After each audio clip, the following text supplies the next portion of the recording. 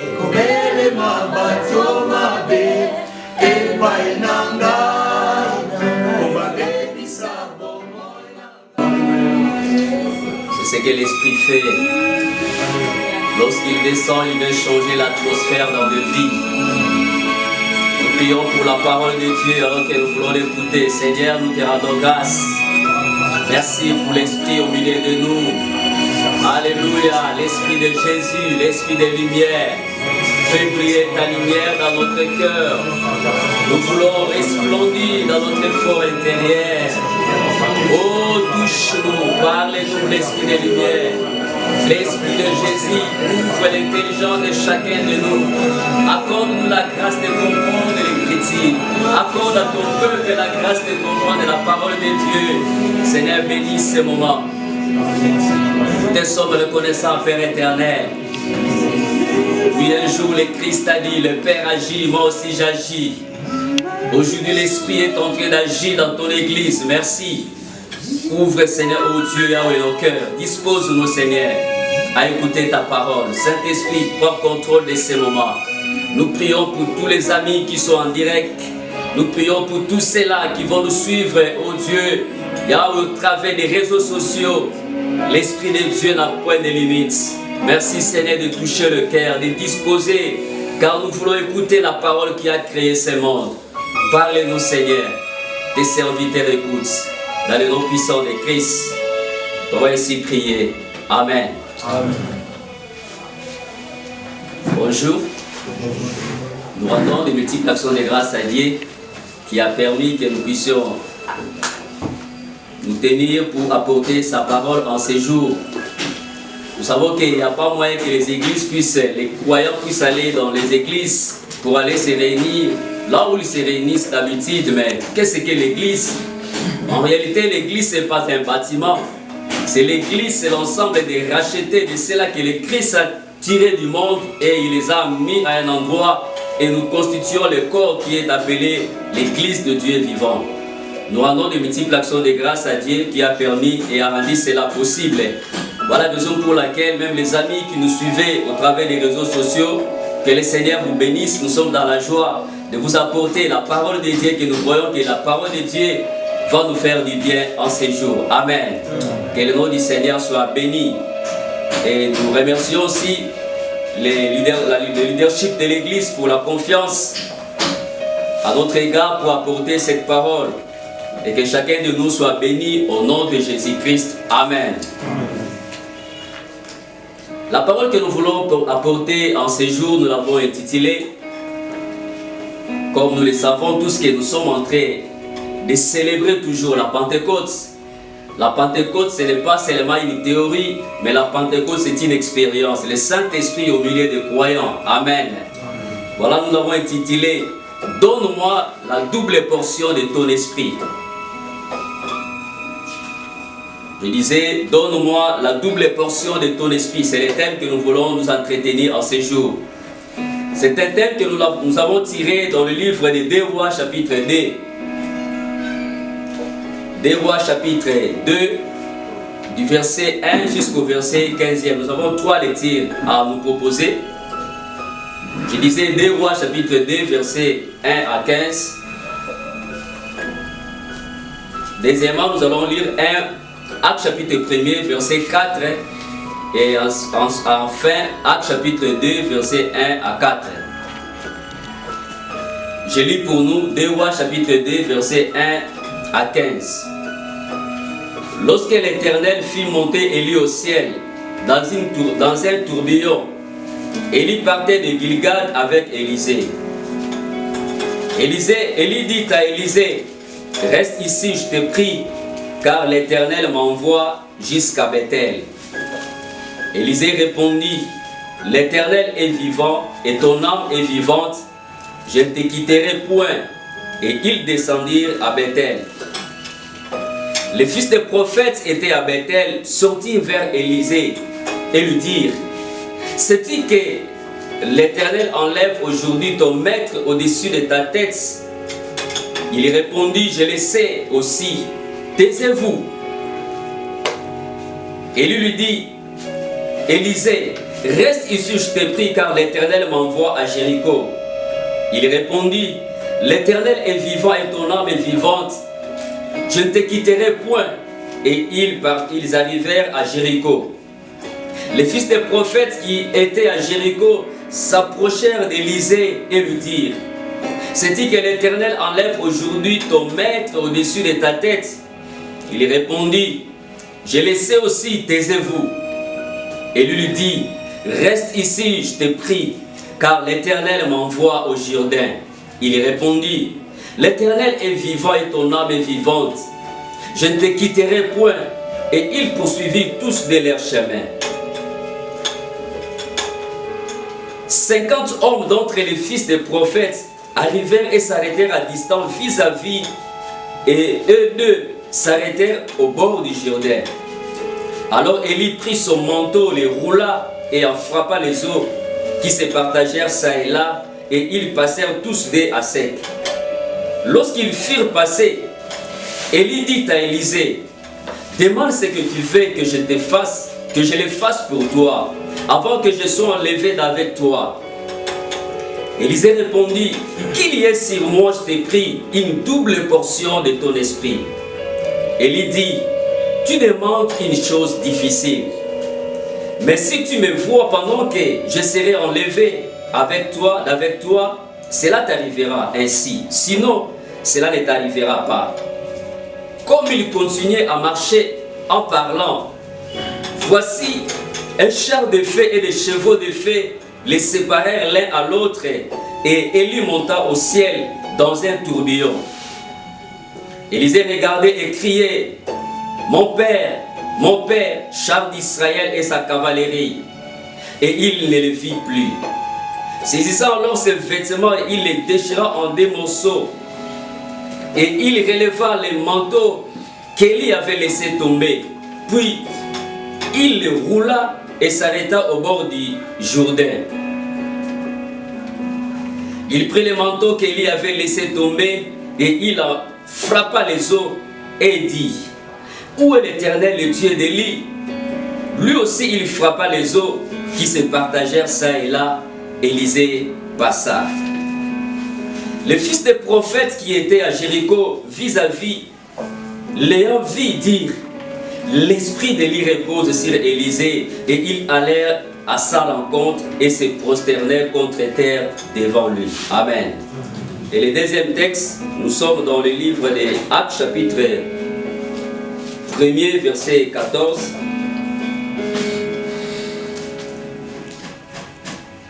Actes chapitre 1er verset 14, la Bible dit,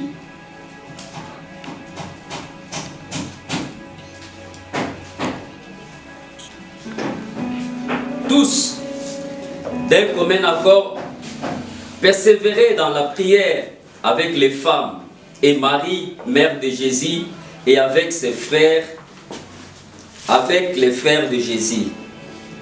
Et la dernière lecture, Actes chapitre 2, verset 1 jusqu'au verset 4e.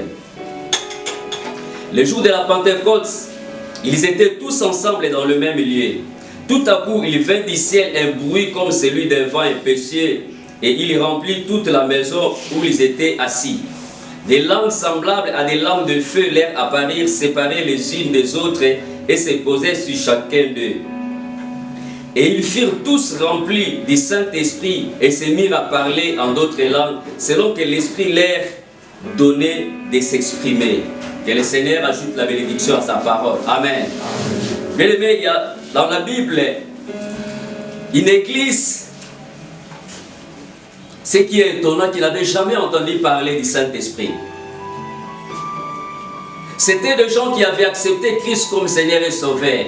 Ils étaient sauvés, bien sûr, mais ils n'avaient jamais entendu parler du Saint-Esprit. Et la parole déclare, lorsque l'apôtre Paul est arrivé à cet endroit, il les a demandé, avez-vous reçu le Saint-Esprit lorsque vous avez cru? Ils ont répondu que nous n'avons même pas entendu parler qui est un Saint-Esprit. Quel dommage.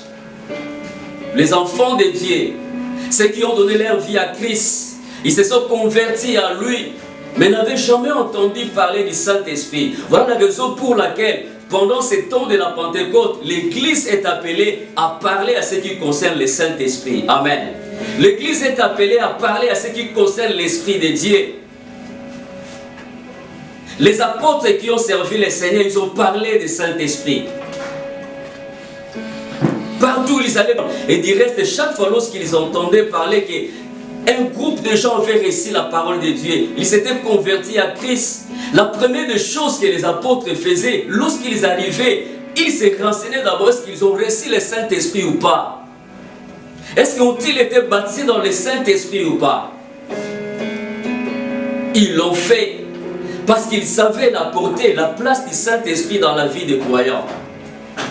Ils savaient la place que le Saint-Esprit avait dans la vie d'une église. Bien sûr, on peut être converti, on est enfant de Dieu.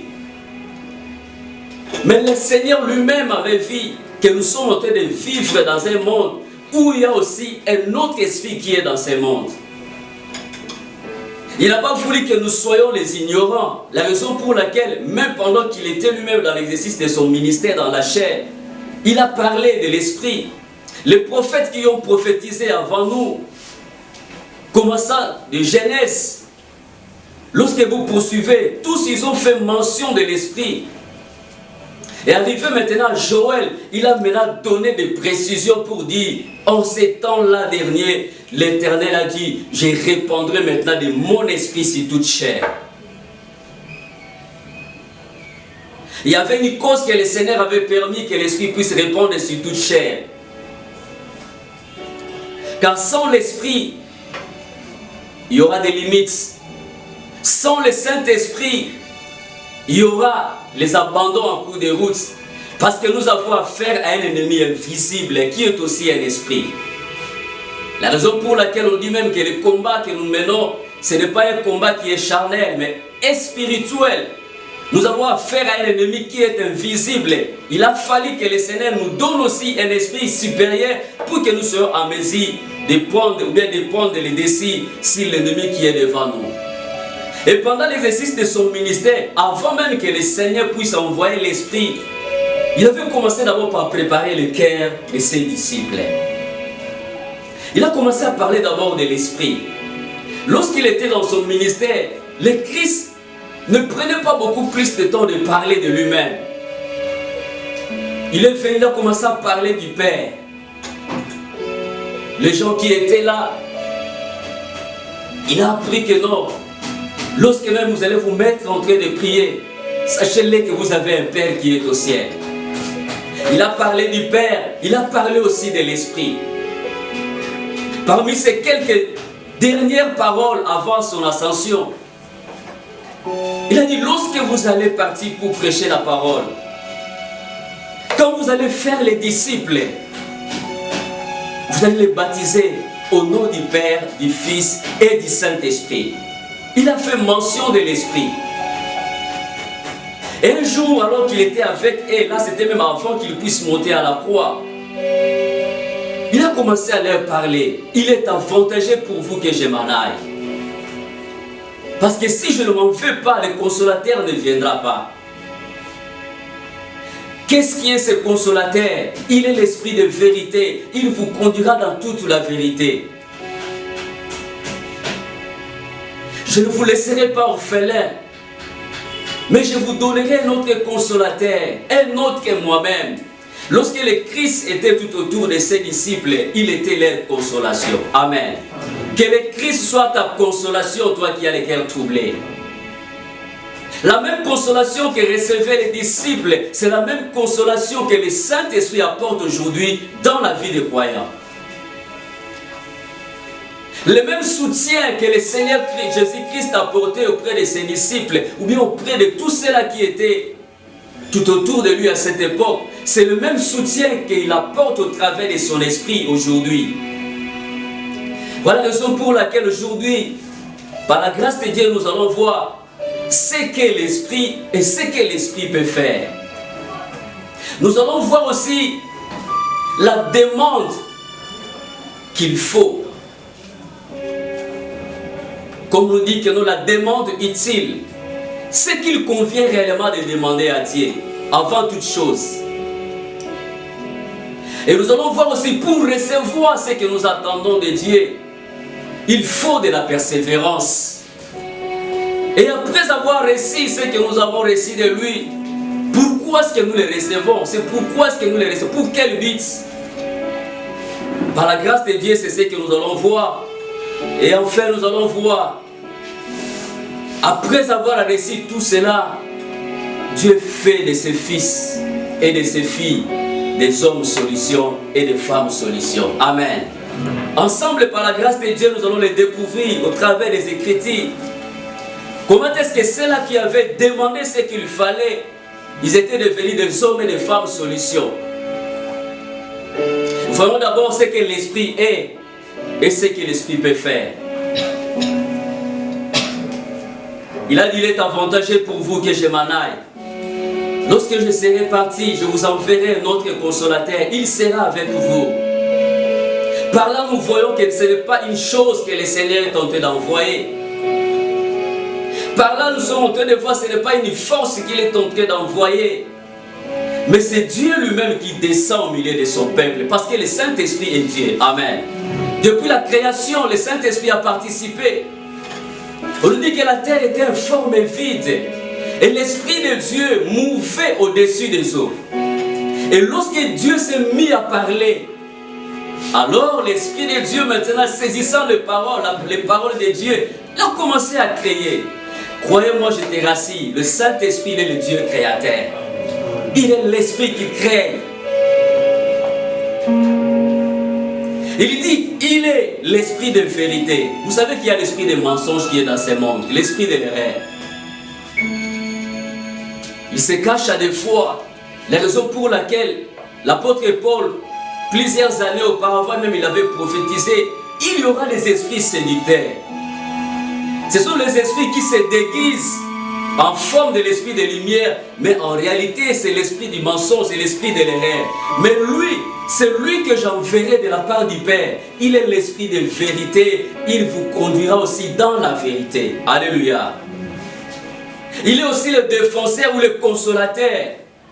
Il est tout près de nous à chaque instant de la vie. Il est là pour venir en aide lorsque nous sommes troublés dans notre esprit, lorsque nous sommes troublés dans notre âme.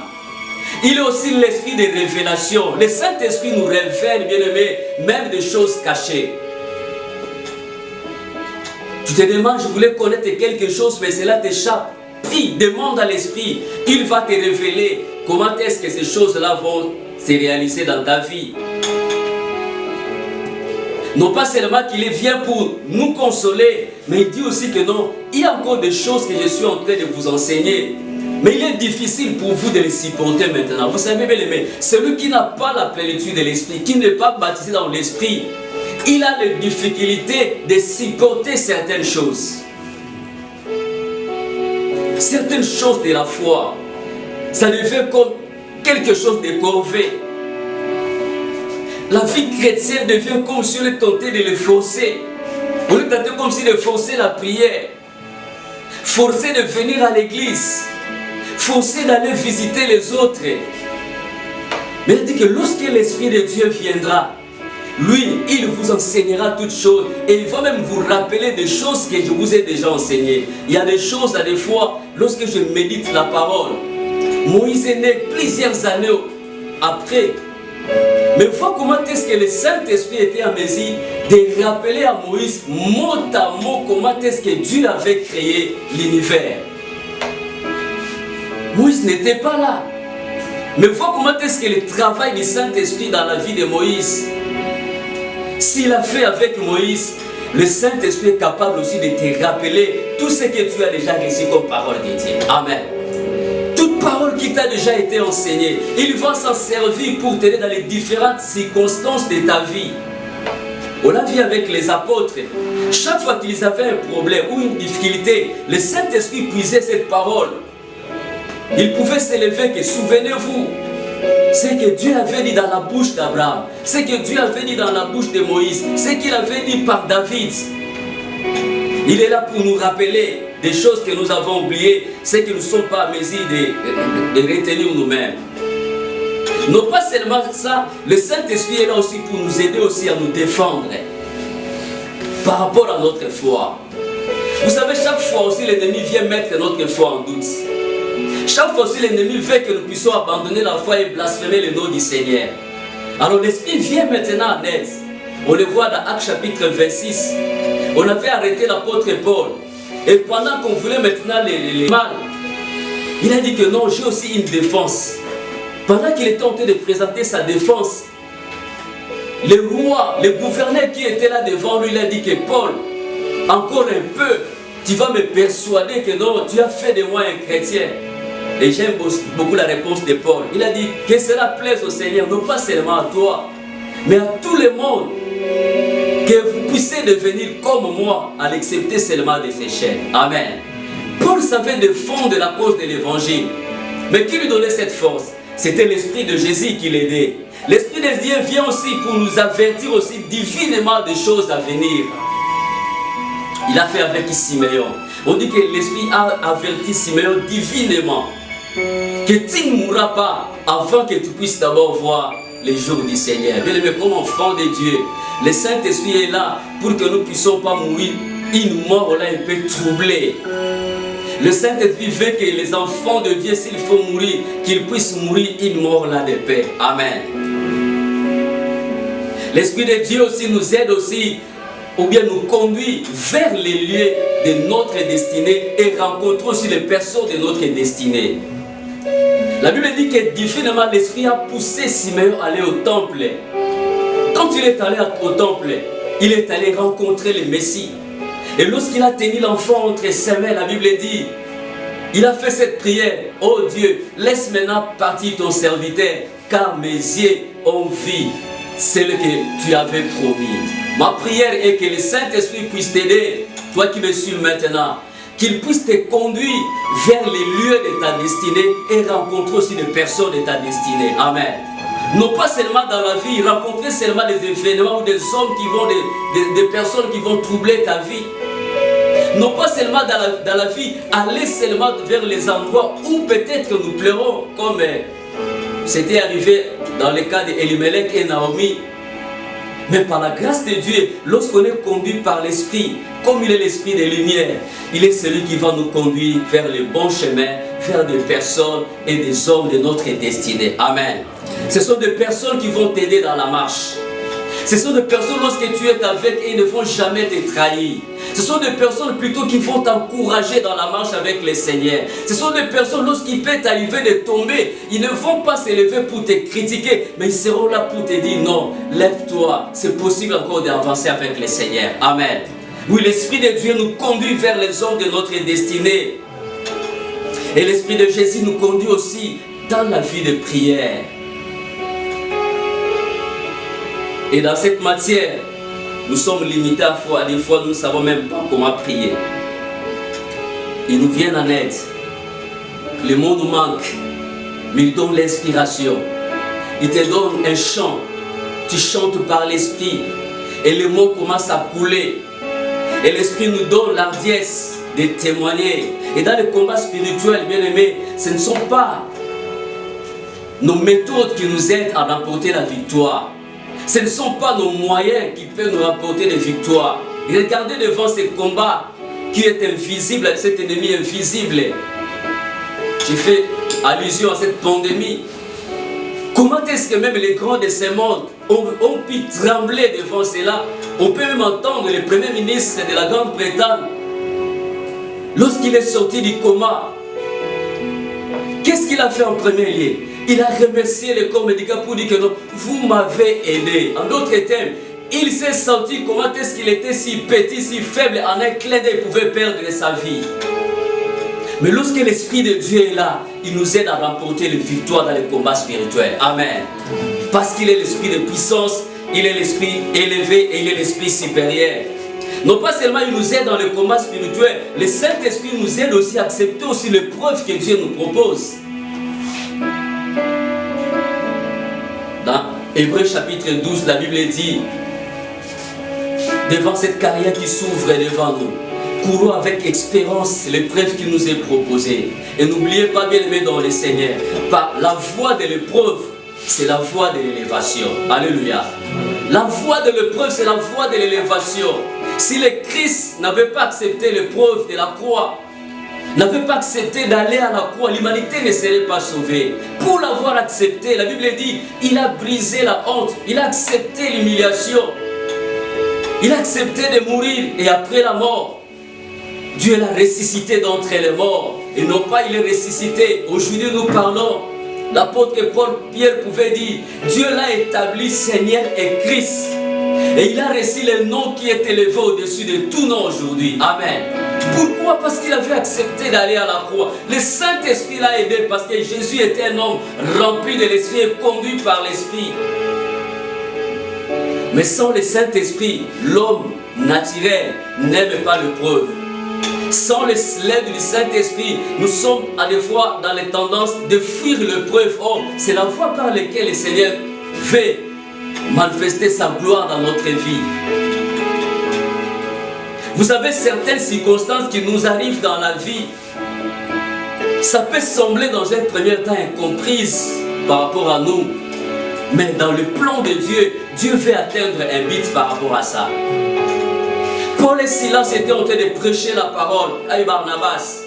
On les a arrêtés pour avoir manifesté la gloire de Dieu. Ils se sont retrouvés en prison. Oh. Et à cause d'un bienfait, nous nous retrouvons en prison. Oui, ils ont accepté cela. Et vous savez le but que Dieu poursuivait. Il ne voyait pas seulement l'emprisonnement, les chaînes qu'ils avaient entre les mains et les pieds. Dieu voyait les chefs de la prison qui devaient être sauvés. Donc l'Esprit de Dieu nous permet à vivre certaines épreuves pour que nous puissions devenir une bénédiction pour les autres. Amen. L'Esprit de Dieu nous aide à accepter certaines épreuves pour que nous puissions devenir des témoignages vivants. Pour que nous puissions aider les autres, c'est là que nous allons rencontrer, qui vont peut-être en train de vivre ce que nous avons déjà expérimenté.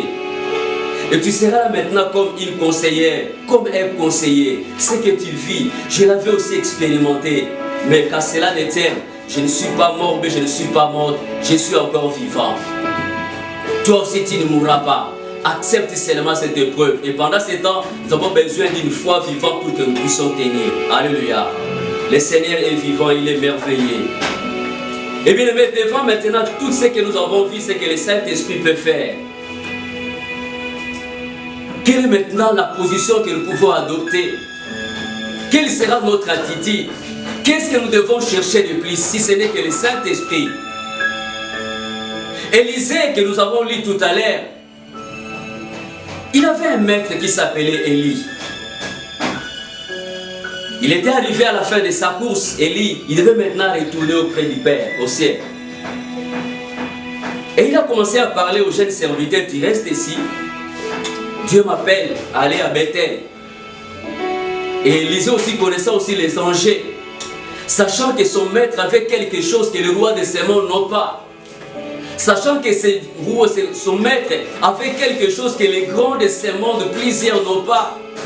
Il a dit que l'Éternel, ton Dieu est vivant, ton âme est vivante, je ne te quitterai point. Ah, cela s'est repris à 3 reprises. Jusqu'à ce qu'Élie a dit, maintenant, demande-moi ce que tu veux, que je te le fasse avant que je sois allé. Élisée, jeune qu'il était, il n'a pas choisi de dire à son maître, ou de demander, bon, comme tu as la connaissance avec le roi Akab et d'autres rois, fais-moi seulement entrer en connexion avec ces rois-là. Comme tu as la possibilité, la facilité de rencontrer les ministres qui sont dans le gouvernement de plusieurs rois, tu peux seulement, comme c'était un éleveur, tu peux seulement me faire faveur d'attraper beaucoup de bêtes, quoi que ce soit. Non, mais c'est lui qui peut t'inspirer, qui peut te révéler les choses cachées. Le Saint-Esprit, quand il est là, comme nous l'avons chanté, les malades sont guéris. Le Saint-Esprit nous oint, il nous donne la force, il nous délivre, il nous rend des hommes libres, libres pour aller libérer les autres. Voilà pourquoi nous élevons nos voix pour bénir Dieu pour ces dons qu'il nous a offerts. Alléluia. Il a donné ses dons. Oh, merci Seigneur. Merci pour les dons du Saint-Esprit. Ces dons que tu as donnés à tes tes enfants, qui nous a donné le Saint-Esprit. Tu as dit, je ne vous laisserai pas orphelins, je vous donnerai un autre consolateur. C'est lui qui sera avec vous, c'est lui qui vous conduira, c'est lui qui vous dirigera, c'est lui qui vous soutiendra. Merci Seigneur. Oh Saint-Esprit, merci parce que tu es là, l'ami fidèle, l'ami de tous les temps. Tu es là ce matin. Alléluia. Lorsqu'il viendra, il sera avec toi. Il ne vient pas pour un moment, il vient éternellement, vivre éternellement avec les siens. L'ami de tous les temps, c'est le Saint-Esprit. L'ami de tous les jours, celui qui ne t'abandonnera jamais. Les hommes peuvent t'abandonner, les amis peuvent t'abandonner, mais le Saint-Esprit, le véritable ami, qui ne t'abandonne jamais, même quand tout ne marche pas. Alléluia. Même quand tout ne va pas bien, il est là. Il est là pour t'encourager ce matin. Il est là pour te fortifier. Il est là pour te soutenir. Alléluia. Il te dit ce matin, n'abandonne pas. Il te dit ce matin, n'abandonne pas. Toi qui voulais abandonner. Alléluia. Oui, les jeunes gens se lassent. Les adolescents se fatiguent. Mais ceux qui se confient à l'Éternel, ils renouvellent leur force. Ils prennent la voile comme l'aigle. Ils courent et ne se fatiguent pas. Merci Saint-Esprit. Alléluia. Alléluia. Alléluia. Bien-aimés, nous avons écouté la parole de Dieu. Élisée a demandé la double portion de ceux qui étaient ici, son maître. Mais nous avons ici celui qui a l'esprit sans mesure. Nous n'avons pas besoin de demander la double portion de ce qui est sur le passé qui nous a prêché. Nous n'avons pas besoin de demander la double portion d'un homme de Dieu, mais nous demandons celui qui a l'esprit sans mesure. Il a dit, je ne vous laisse pas orphelin. Je vous enverrai un consolateur. Lorsqu'il viendra l'esprit de vérité, il vous conduira dans toute la vérité. Bien aimé, il a dit que vous qui êtes méchants, vous savez donner les bonnes choses à vos enfants. Comment votre Père Céleste ne donnerait-il pas le Saint-Esprit à ceux qui croient, à ses enfants? Est-ce qu'il y a un enfant de Dieu? Bien aimé, tu as des demandes à faire. Peut-être tu demandes des mariages, tu demandes des affaires. Mais laisse-moi te dire, la véritable demande que tu peux demander à Dieu, c'est le Saint-Esprit. Parce qu'avec le Saint-Esprit, tu peux créer ce que tu manques. L'onction, bien aimé, attire. Avec l'onction de Dieu, ça peut attirer l'argent. L'onction de Dieu peut t'ouvrir les portes. L'onction de Dieu peut donner la vie même à ceux qui sont déjà morts. Voilà pourquoi demande l'onction de Dieu ce matin. Dis à Dieu, Seigneur, me voici. Remplis-moi. Viens, esprit de vérité. Viens me remplir. Remplis-moi, Jésus-Christ. Il nous remplit. Il commence à demander qu'il te remplisse. Atondi Saon, Atombalero. Alléluia. Lorsque le Saint-Esprit viendra sur vous, vous serez transformés à une autre personne. Il vous transforme. Qu'il vient te transformer ce matin. Alléluia. Qu'il te change. Qu'il te transforme. Qu'il te restaure. Qu'il te donne une autre capacité. Qu'il t'aide à atteindre les rochers que tu ne peux pas atteindre seul. Oh, le Saint-Esprit, viens. Viens nous aider. Viens nous combler. Nous avons besoin de toi. Nous sommes fatigués de marcher seul. Nous sommes fatigués de forcer les choses, de forcer. Nous avons conscience. Mais lorsqu'il s'agit d'enfanter ces méayants, oh Dieu, les vies ne sont pas sauvées. Viens, Esprit de Dieu, viens nous combler. Remplis-nous, Seigneur Jésus. Remplis cette assemblée. Remplis cette assemblée. Remplis cette assemblée. Remplis cette assemblée. Remplis ton peuple. Remplis ton peuple. Remplis ton peuple. Alléluia. Remplis ton peuple. Remplis chacun de nous ce matin. Viens remplir cette assemblée. Viens remplir même ceux-là qui vont nous suivre. Qu'ils nous soient remplis, Seigneur. Dans ces temps derniers, nous avons besoin de la force. Nous avons besoin de la capacité. Alléluia. Viens, Esprit de Dieu. Viens, Esprit de force. Viens nous qualifier. Viens faire de nous des hommes solutions. Alléluia. Ce monde rempli de problèmes, rempli de choses, Dieu, des situations qui nous dépassent. Il n'y a que toi qui peux nous aider. Alléluia. Le Saint-Esprit est là. Merci Seigneur. Ah, nous sommes fatigués de marcher seul. Nous sommes fatigués de forcer les choses. Nous voulons que tu nous embrasses. Nous voulons que tu nous touches. Nous voulons que tu nous qualifies. Qualifie-nous. Qualifie-nous. Qualifie-nous. Qualifie-nous. Qualifie-nous. Alléluia. Comme un torrent d'eau qui remplit ces lieux. Souffle Saint-Esprit. Souffle sur nos vies. Souffle. Alléluia. Souffle en ces lieux. Bien-aimé, il est l'esprit de vie. Le Saint-Esprit est l'esprit de vie. Il donne la vie. Il puisse donner la vie là où il y a la mort. La Bible dit, si le même esprit qui a resté Christ entre les morts habite en vous, le même esprit rendra la vie à vos corps mortels. Demandons que le Saint-Esprit donne la vie. Qu'il donne la vie à tout ce qui est mort en toi. Qu'il donne la vie à tout ce qui a été détruit par l'ennemi. Il est l'esprit de vie. Alléluia. Peut-être que tout autour de toi, tu es sec, il n'y a pas de vie. Que l'esprit de Dieu te donne la vie. Que l'esprit de Dieu t'aide. Que l'esprit de Dieu te remplisse. Alléluia. Viens, Saint-Esprit. Touche. Donne la vie. Vois-nous, Seigneur. Qualifie, inonde. Équipe. Embrase. Alléluia. Oh, viens nous combler. Viens nous transformer. Viens nous transformer. Viens nous transformer. Viens nous transformer. Viens nous transformer. Viens nous transformer. Alléluia. Lorsque le Saint-Esprit viendra sur toi, il te changera. Tu seras transformé à un autre homme. Alléluia. Alléluia. Bien-aimé, le Saint-Esprit, il vient assainir. Il vient purifier.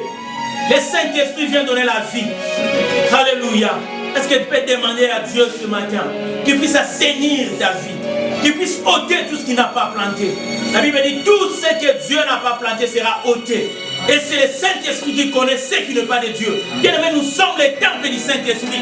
Nous ne sommes pas les temples du diable. Nous ne sommes pas les temples de la maladie. Nous ne sommes pas les temples de quoi que ce soit. Viens demander à Dieu qu'il ôte tout ce qui n'est pas de Dieu dans ton corps. Tout ce que Dieu n'a pas planté, demande à Dieu. Ôte cela. Si c'est la maladie qui puisse ôter, si c'est la peur qui puisse ôter, si c'est la crainte qui puisse ôter, si tout ce qui n'est pas de Dieu, que cela soit ôté ce matin en ces lieux. Au nom de Jésus. Alléluia. Viens ôter tout ce qui n'est pas de toi. Ôte la mort parmi nous. Ôte la mort en ces lieux. La mort spirituelle. La mort physique. Les maladies qui viennent du monde. Les ténèbres. Les infections. Oh Dieu. Ôte toutes ces choses. Que cela soit ôté. Nous sommes les temples du Saint-Esprit. Nous sommes les temples du Saint-Esprit. Nous sommes les temples du Saint-Esprit. Alléluia. Merci d'apporter la vie. Merci d'ôter la stérilité dans toutes ses formes. Alléluia. L'Esprit de Dieu et l'Esprit de fécondité. Il donne la fécondité. Alléluia. Il donne la fécondité ce matin. Il vient vous affecter. Au nom de Jésus. Soyez féconds au nom de Jésus. Soyez féconds ce matin. Que la mort puisse vous quitter ce matin. Que la mort quitte chacun de vous. La mort physique. La mort spirituelle. Que cela puisse nous quitter ce matin. Au nom de Jésus. Alléluia. Mais lorsque le Saint-Esprit vient, il fait de nous des prophètes. Il nous aide à déclarer. Qu'est-ce que nous allons déclarer conformément à la parole de Dieu? Voilà pourquoi nous allons faire des déclarations. Bien, mais déclarer même pour ces pandémies. Déclarer même si tout ce qui ne marche pas dans la vie. Un jour, on a emmené les prophètes de Dieu dans un terrain où il n'y avait que des ossements desséchés. On a dit aux prophètes, déclare, prophétise. Prophétise si c'est mort. Prophétise si tout ce qui ne marche pas. Est-ce qu'il y a un prophète ce matin avec l'Esprit de Dieu commence à prophétiser? Commence à déclarer la vie si tout ce qui ne marche pas. Dans ta vie, dans ton ministère, dans ce pays, dans ta famille. Commence à déclarer la vie. Déclare la vie dans cette église. Déclare la vie au nom de Jésus. Oh, merci Seigneur. Nous déclarons la vie, Seigneur. La vie dans cette église. La vie dans cette assemblée. La vie, Seigneur, au Congo, dans nos familles. La vie, Seigneur, dans nos entreprises. Jésus. Merci pour la vie. Merci pour l'onction. Merci pour l'esprit de liberté. Libre des chaînes. Au nom de Jésus. matin. Au nom de Jésus-Christ. Alléluia. Merci Jésus. Alléluia. Alléluia. Les bien-aimés vont chanter, nous allons chanter ces cantiques.